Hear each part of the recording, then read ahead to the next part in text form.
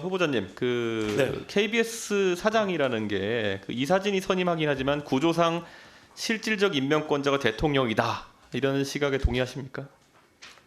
임명권자는 대통령입니다. 예, 그렇죠. 박장문 후보자는 본인이 KBS 사장 선임이 대통령과의 대담에서 디올백 수수 정황을 잘 순화시켜서 표현한 것에 대한 보답의 맥락이다. 그렇게 생각하십니까? 그렇게 생각하지 않습니다. 예.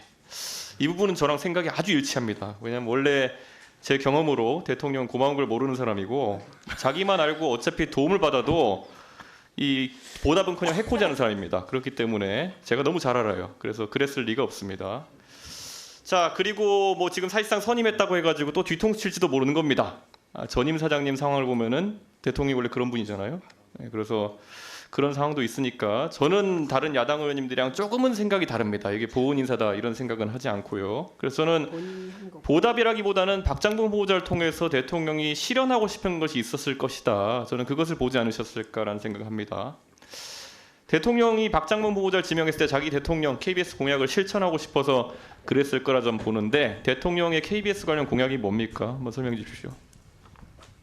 공영성을 강화하고 네.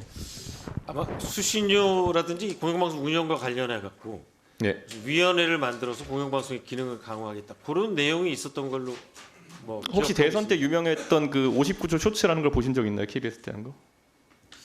제가 모르는 상황. 예, 그게 KBS 관련 공약이었는데요. 먼저 뭐 지금 자료 보여주시는 것 같지만은 먼저 그 사극 대하 드라마 편성 같은 것들, 그러니까 공영성을 위해서 다른 방송에서 하지 못하는 것들 해라가 첫 번째 주문이었고, 네. 그 안에 보면은 국제 뉴스 같은 것들 사실상 편성을 좀 해야 된다. 다른 곳에서는 비용이나 이런 구조 때문에 하지 못하는 것들을 해야 된다. 이런 게 지적이 많았고, 그 다음에 또 이제 영상 아카이브 등을 통해 가지고 사실 사회에 보탬이 되게 하라. 이런 그러니까 공영성 강화를 기준으로 해가지고 공약들을 냈거든요. 네. 근데 이런 부분에 대해서 알고 계십니까? 네. 예. 근데 사실 이게 후보자가 아까 얘기한 것 중에 보면 재정적 안정성, 이 서면 답변을 보면 재정성 안정성과 글로벌 제작 역량 강화를 진행하겠다 했는데 재정적 안정성과 글로벌 제작 역량 강화가 이게 병행 가능한 겁니까? 아니면 선후 관계가 있는 겁니까? 이게 왜냐하면 둘이 동시에 하겠다는 거는 재정 안정성을 위해서 비용을 줄이고 역량 강화하겠다 그러면은 사실 언뜻 이해가 안 가거든요. 이게 양발로 동시에 발차하겠다 뭐 이런 건가요? 아니 충돌 소지가 있는데요. 예. 저희가 이제 1TV가 51개, 2TV가 31개의 프로그램이 있는데 예. 지금까지는 다 이렇게 배분하는 형식으로 제작비를 나눠줬다면 이제 선택과 집중을 통해서 말씀하신 글로벌 시장을 공략하는 거는 예산을 좀 집중하고 예. 다른 부분은 좀 효율화하겠다. 제가 이번에 사실 이 부분에 다시 한번 물어보는 건요. 제가 과방위하면서 계속 KBS 관계자들 나오면은 국제뉴스 편성이나 아니면 이런 부분은 KBS가 앞장서야 된다. 다른 방송사들은 비용 구조 때문에 안 된다. 그렇게 얘기했는데 최근 들어가지고 KBS 해외 지국이 오히려 8개에서 7개로 줄었죠. 네, 줄었습니다. 그리고 상주 특파원 수는 17명에서 11명으로 줄었죠. 6명이나 크게 줄였는데 이게 맞습니까 그러면? 저희가 이제 비용 절감 때문에 그럼 비용 절감이 방향인 네. 거지. 그러면 이거 뭐 국제 제작 역량 강화하는 게 아니잖아요. 네, 그 대신 뭐 특파원이 많은 뉴스를 생산하긴 하지만 네. 그 외에 다른 소스로 글로벌 24라든지 세계는 지금 같은 경우는 다양한 그러니까 특파원을 외신을 하셨으니까 통해서 아실 텐데 그럼 런던 지구 계셨으니까 아실 텐데 우리가 영국에 대한 어떤 뉴스를 파악하려 그러면 현재 특파원이 인맥도 만들고 또 그리고 관계자 취재를 해야지 알 수 있는 거지. 어떤 방법이 있나요? 혹시 그럼 다른 방법이? 그 방법이 가장 좋습니다. 의원님 말씀이 맞습니다. 그러니까 지금 이 답변이 이 안에서 굉장히 모순된 것처럼 보이는 게 아까 제가 말했잖아요. 두 발을 동시에 들어 발차기 하겠다. 그러면 무조건 자빠지거든요. 네, 지금 답변이 거의 그런 상황이라 가지고 이거 더 명쾌한 답변을 제가 요구할 수밖에 없는 상황이고요. 그 사실 재정 안정성을 강화하겠다. 이거에서 이제 사람 자르겠다 같은 얘기. 아까 김장겸 의원님도 질문하셨나요? 그 비용 구조나 이런 거에 대해서는 인건비 과다하다는 구조는 알겠는데 그럼 사람 자르겠다는 겁니까? 아니 근데 저희가 구조조정을 법적으로 굉장히 강하게 네. 여러 가지 규제가 많기 때문에 쉽게 할 수 없습니다. 그럼 또 사람 안 자르겠다는 거예요? 그 인건비를 줄이겠다라기보다도 이제 좀 효율화해서 그럼 임금을 깎겠다는 겁니까? 임금을 삭감하는 것 역시 이 노조와 협의를 해야 되기 때문에 쉽지 않은 그러니까 상황입니다. 제가 이게 사실 죄송하지만 전임 사장님께 똑같이 물었던 게 뭐냐면은 KBS 관계자가 여기 국회 나오면 계속 하는 얘기가 비용을 줄이고 컨텐츠 제작 역량 강화하겠다예요. 근데 그때도 제가 계속 물었거든요. 이거 어떻게 하겠다는 거냐. 그런데 답이 안 나오니까 KBS가 개선이 안 되는 겁니다. 사실 투자를 할 거면요. 오히려 이 자리에서 나 박장범의 KBS는 지금까지와 다를 것이고 컨텐츠 면에서 이런 경쟁력을 확보할 거기 때문에 오히려 돈을 더 쓰겠다. 일시적으로는 적자가 늘어날 수 있겠지만은 나중에 그 투자에 대해서 리턴이 있을 거다. 이런 걸 설파하셔야 되는 거고 그게 아니면 지금 박민 사장과 다른 게 뭡니까? 똑같은 겁니까? 일단 저희가 법을 지키면서 비용 절감에 최대한 나서고요. 그 사람 자르겠다. 그 구조조정하는 거는 법에 따라 진행해야 되는데 사람 안 자르겠다 그러면 특별 명태를 계속해서 진행하겠지만 예. 강제로 구조조정할 수는 없는 상황입니다. 그럼 어쨌든 인원을 줄이겠다는 의지는 있으신 건가요? 네네. 예, 뭐 사실 이게 어떻게 되는 건지 듣고 계신 국민들께서도 약간 헷갈릴 부분이 있을 것 같은데요.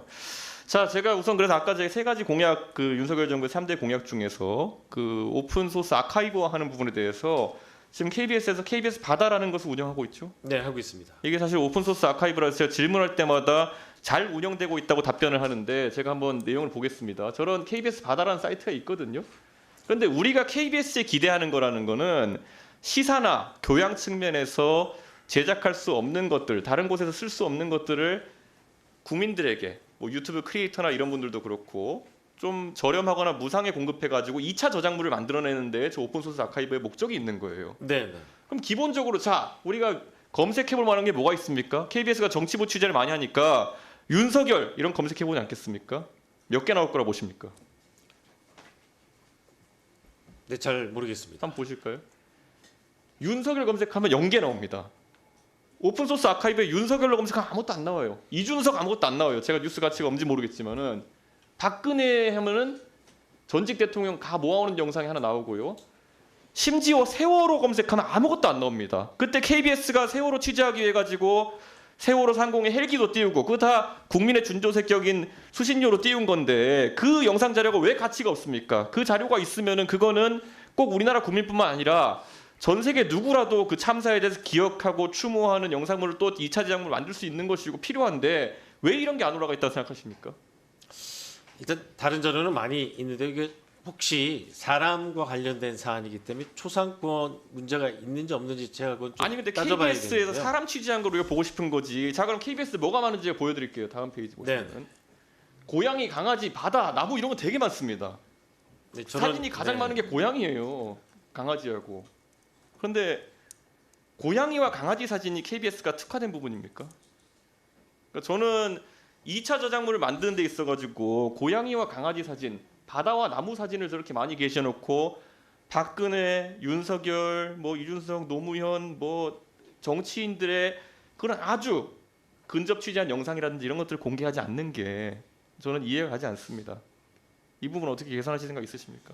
네, 위원님 말씀대로 수요자가 저희가 국민들에게 서비스를 제공하기 위해서 만든 사이트니까요. 국민들의 니즈가 있다면 그렇죠. 그리고 이건 적극적으로 대통령 공약이었고 제공하겠습니다. 대통령 공약에서 이런 게 들어간 이유는 제가 공약 만들어서 잘 아는데 2차 저작물로 이거를 더 대한민국의 크리에이터들이나 아니면은 이런 영상 하시는 분들한테 도움이 되게 하라는 거거든요. 사실 언론사의 사회공헌을 위해서 이런 거 되게 많이 합니다. 예를 들어 신문을 만드는 업체들 같은 경우에는 조선일보나 한겨레 신문 이런 데 보면 명조체 무슨 뭐 결체 이렇게 다 서식을 그 서체를 공개하기도 하고요. 그걸 통해 가지고 또 다양한 인쇄물이나 이런 거 만들어서 사회에 공헌하기도 하고요. KBS는 지금까지 수많은 영상 기자들이라든지 아니면은 또 제작하면서 PD들이나 이런 사람 노력으로 국민들에게 영상물로 이런 기여를 해야 되는 겁니다. 그런데 영상물을 공개하지 않고 지금 누가 찍었을지 모를 저런 고양이 사진 지금 뭐 강아지 사진 이런 걸로 띄워놓고 이거를 국회에 보고하면서 저희가 아카이브 사업 잘 하고 있습니다. 대통령 공약 잘 이행하고 있습니다. 이렇게 하면 사실 말이 안 되는 거거든요. 지금 KBS의 위상을 제고하겠다 그러는데 공정성과 공영성 이런 것들 거기서 사회 공헌성까지 넣어야 되는 겁니다. 네, 알겠습니다. KBS가 하는 일이 우리가 흔히 KBS 항상 구호로 얘기하는 것처럼 수신료의 가치라고 하는 거는 보도 공정성이나 아니면 여러 가지도 있겠지만은 이런 사회 공헌성 KBS가 만든 것이라면은 수익 조금 얻겠다고 어디에 넣어놓고 돈 받고 파는 게 아니라 국민들을 위해서 다 열어젖긴다. 그러니까 우리에게 수신료를 내주십시오. 더 내주십시오. 이런 논리가 되는 겁니다. 저런 저작물을 다 공개해야 됩니다. 동의하십니까?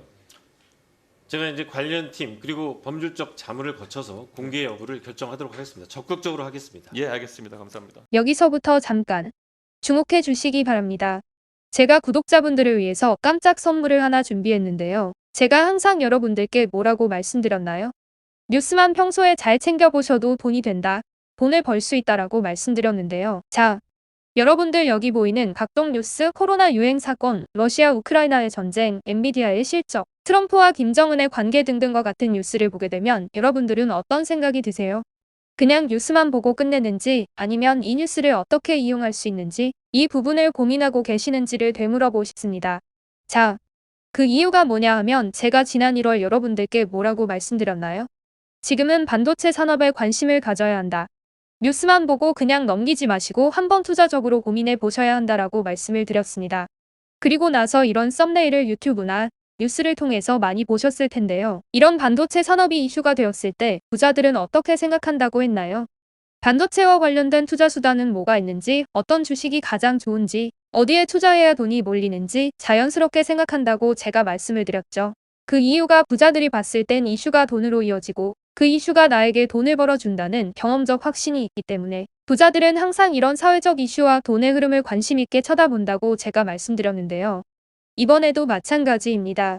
제가 지난번에 시청자분들과 함께하는 주식으로 수익 내기 이벤트를 진행했었는데요.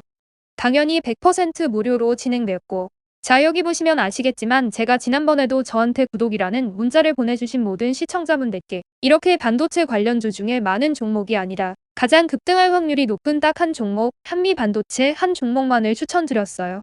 그러면서 여기 나와 있는 대로 정확히 얼마에 매수해야 하는지, 수익률이 얼마가 나왔을 때 팔아야 할지 정확히 말씀드렸는데 지금 실제로 어떻게 되었나요? 오른쪽을 보시면 아시겠지만 제가 1월에 문자로 한미반도체를 소개해드리고 나서 실제 3배 이상의 급등이 나왔죠. 그래서 당시에도 굉장히 많은 분들이 제가 드린 이 종목으로 수익을 크게 내실 수 있었는데요. 다시 한번 수익 축하드리고 이번에도 마찬가지입니다. 최근 우리나라뿐만 아니라 국제 정세가 매우 불안정합니다. 과열된 AI 이슈와 함께 채권 가격과 일본 엔캐리 트레이드 청산으로 휘청거리고 있는데요. 이제 하락장의 초입으로 다양한 징후들이 나타나고 있습니다.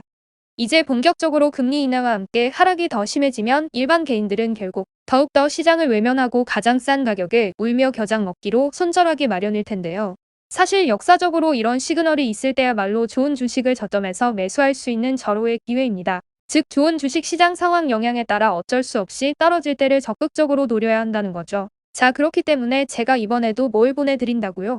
지난번과 마찬가지로 구독이라는 문자를 보내주시면 제가 이번 하락장에서 보물, 추후 주가가 가장 크게 급등할 한 종목을 구독자분들에게 문자로 종목명과 사고 파는 시점을 모두 알려드릴 거예요. 그래서 여러분들이 주식으로 돈 버는 연습을 한번 해보시라. 이렇게 말씀을 드리고 혹시라도 나는 주식을 하지 않는다라고 하시는 분들은 주변에 주식하시는 분들께 추천해 주셔도 되고 연세가 있으신 분들은 자녀분들에게 한번 이걸로 수익을 내보라고 이렇게 조언해 줄 수도 있으시겠죠.